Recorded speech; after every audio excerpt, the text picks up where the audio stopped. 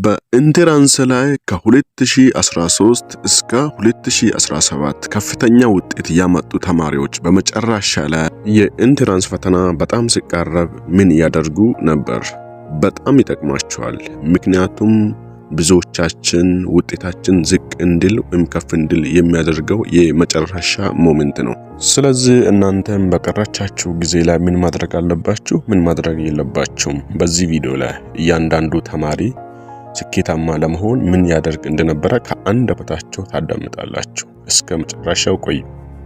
ለቻናሌ አዲስ ከሆናችሁ በጸጋው እባላለሁ። ለተማሪዎች የሚጠቅማቸው ነገር ሼር ስለሚያደርግ ሰብስክራይብ በማድረግ አበረታቱኝ። እንዲሁም ይህ ቪዲዮ ይጠቅማቸዋል ለምትሉ ሰው ሁሉ ሼር አድርጉለት። መልካም ቆይታ።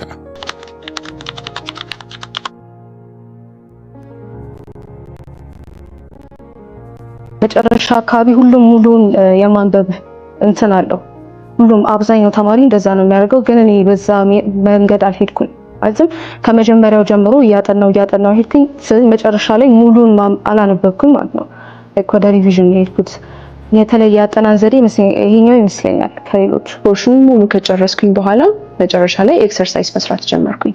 የማትሪክ ጥያቄዎች ምንም መቅረት የለበትም ብዬ ፕላን አደረኩ። በቀን 4 ማትሪክ ፈተና ነበር የምሰራው እና አራቱንም እሰራቸዋለሁ። የተሳሳትኳቸውን ኖት ይይዛለሁ።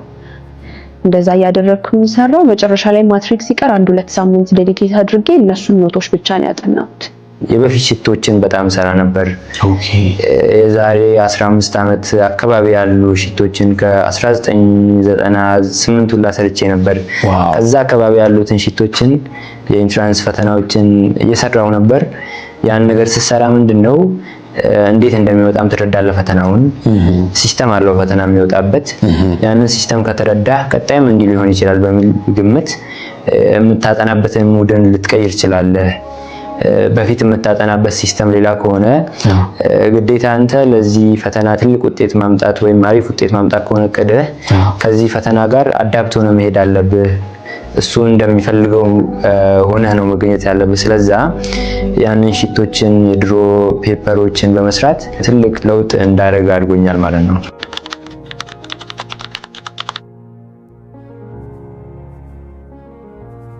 ፕላን ብቻ ማውጣት ነው የሚጠበቅባቸው። ቀድሞ የጀመረ ሰው በቀን የሚያጠናው ዩኒት ያንሳል። ከዛ ቀስ ብሎ የጀመረ ሰው ደግሞ ዩኒቱን እየጨመረ ይመጣል። ስለዚህ ሊከብደው ይችላል። ግን ኮሚትድ ከሆነ ሪዛልቱን እፈልገዋለሁ የሚል ሰው ከሆነ መስራት ይጠበቅበታል። ጥያቄ መስራት ይጠበቅብናል። እንዴት እንደሚጠየቅ እንዴት ሪሌትድ እንደሚሆኑ እነሱ ኳንቲቲዎች የተሰጡ ነገሮች እሱ ማወቅ ይጠይቃል። ስለዚህ ጥያቄ እየፈለጉ መስራት ነው። ብዙ መጽሐፍቶች አሉ፣ ሪፈረንስ ቡኮች ጥሩ ጥያቄዎች ያሏቸው። ከዚህ በፊት የወጡ የማትሪክ ጥያቄዎች አሉ፣ ሞዴሎች አሉ። ከዛ ቁጭ ብሎ ኤክሰርሳይዝ ማድረግ። ከዛ በኋላ ፈተና ላይ የሆነ ጥያቄ ሲመጣ እንደዚህ አይነት ጥያቄ ሰርቼ ነበር፣ ቁጥሩ ተቀይሮ ነው የመጣው አሁን ብለን እንድናስብ ያደርገናል። በቀላሉ እንሰራዋለን፣ ታይማችንን መጠቀም እንችላለን። ውጤት እንደዚህ የሚሆንበት ምክንያት ተማሪው ትኩረት አለመስጠቱ ነው። ትኩረቱን ወደ ትምህርት ቢያደርግ እና ትንሽ ቢጥር በመጣሩ ትንሽ ቢጥር በሚችለው ያክል ለውጥ ይመጣል። በራሱ ቢጥር ማለት ነው። የተለየ ታለንት ስላለን ምናምን አይደለም የምንሰራው። ጊዜን በመጠቀም በሰልፍ ዲሲፕሊን ጊዜን በመጠቀም የተቻለን ሁሉ በማድረግ ይቻላል። ልክ በቃ ከ9 እስከ 12 ሲባል መጀመሪያ እንደመደንገጥ ብያለሁ። ከዛ ግን በቃ ራሴን አረጋጋው። ከዛ ማድረግ የምችለው ነገር ምንድነው? መፍትሄ ማምጣት መቻል የምንችለው ምንድነው? ስንረጋጋ፣ አምሮችንን ክሊር ስናደርገው። ምንድነው የሰው ልጅ ተጨንቆ ምንም ነገር ማምጣት ይችላል ያላሰበው ክርስቶስም ጠቅሶታልና እኛ ብንጨነቅ በራሳችን ላይ ምንም እንጨምረው ነገር አይደለም። ከጭንቀት በቃ ራሴን አግልዬ ነው የምኖረው። ስለዚህ ማድረግ የምችለው ነገር ምንድነው? ታይሜን እንዴት መጠቀም እችላለሁ አልኩኝ። ከዛ ፕሮግራም አደረኩኝ። ከዛ ጥናት ጋር ነቲንግ ማለት ኢዚ ማድረግ አለባቸው። ነገሮችን ቀላል ስናደርጋቸው ነው አይደል መፍትሄ ማግኘት እንችል። ትምህርት መጀመሪያ ቀላል መሆኑን ይመን ከሚያጠኑበት ሰዓት ወይም ደግሞ በቃ አስተማሪ ከሚሰሙበት አሳይመንት ለመስራት ከሚሮጡበት ምናምን ሰዓት ይቀንሱና መጀመሪያ ይሄንን ያስቡ። ትምህርት ቀላል ነው ማድረግ ይችላል የሚለውን አምሮ ካመነ ይችላል። የምታስቀድመውን ነገር መጀመሪያ አድርገህ ከዛ በኋላ የሚቀጥሉትን ደግሞ በየተራው ማለት ነው ስቴፕስ ተጣጣቸው ሁሉ ነገር ደረጃ ስታስቀምጥላቸው ነገሮች ራሳቸው እያስተካከሉ ይመጣሉ። ስለዚህ ዲስትራክሽን ምናምን ያልከው እሱም ይስተካከሉ በዛ ስቴፕ ነው። አሁን ለምሳሌ በጣም ማንበብ እየተጠበቀብን ወተን ዝናና አይደለም። የኛ ግሩፕ እንደዛ ነው የሚታወቀው። ሲያስፈልገን ሄደን እናነባለን፣ ሲያስፈልገን ወተን እንቀመጣለን ምናምን ነገር የሚያስፈልገን ነገር ፕራዮሪቲያችንን እናውቃለን ማለት ነው። ስለዚህ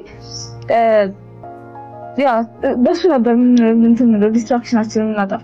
እኔ ሁሉም ተማሪ ሁሉም ሰው የተለያየ አጠናን መንገድ ይሰራል ለራሱ ብዬ ነው የማስበው። የአንድ ሰው አጠናን መንገድ ለሌላ ሰው ይሰራል ብዬ ስለማላስብ በኖርማል የትምህርት ጊዜ የሚፈትኑት ፈተናዎችን እያዩ የነሱን የራሳቸውን ውጤት እየተመለከቱ የትኛው ለኔ የተሻለ ነው ብለው የራሳቸውን መንገድ ክራፍት ቢያደርጉ ጥሩ ነው ብዬ አስባለሁ። ግን ጀነራሊ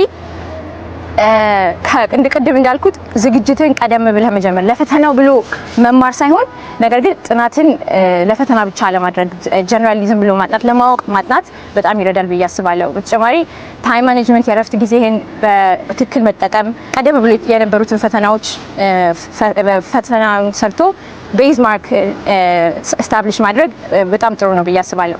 በመጨረሻ ደግሞ ይሄ ፈተና ነው ላይክ አንድ ፈተና ነው። ነገር ግን ኢንትራንስ ስለሚባል በጣም ፕሬሸሩ ከባድ ነው፣ ራስ ሊያጨናንቅ ይችላል። እኔ ይሄን ፕሬሸር እንዳይኖር ያደረኩት ፋይናል ነው፣ በቃ የትምህርት ቤታችን ፋይናል ነው ብዬ እንደሌላ ፈተና አይቼው ነው የገባሁት። እና ደግሞ ኢንትራንስ ነው ራሱ ብናስብ አንድ ፈተና ነው፣ የዓለም መጨረሻ አይደለም እና ትንሽ